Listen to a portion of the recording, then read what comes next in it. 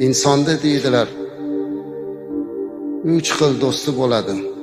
Bir do'sti uni joni chiqquncha, ikkinchi do'sti qabrga borguncha, uchinchi do'sti qiyomatgacha. Joni chiqquncha bo'ladigan do'sti qaysi do'st deganlarida, joni chiqquncha bo'ladigan do'st uning moli dunyosi. Chunki olamdan o'tganimizdan keyin moli dunyo bizniki emas. U endi merosxo'rlarki. Qabrigacha boradigan do'st kim? Bu uning farzandlari, aqrabo, yaqinlari. Qabrgacha boradi, lekin uni yog'iga hech kimda had yo'q. Ming yaxshi ko'rsa ham, jonim fido otam, onam desa ham, oxirgi manzili mana shu qabr, amallar sondig'i. Ammo uchinchi do'st bor. Bu do'st qiyomatgacha birga turadigan do'st. Bu uning qilgan solih amallaridir.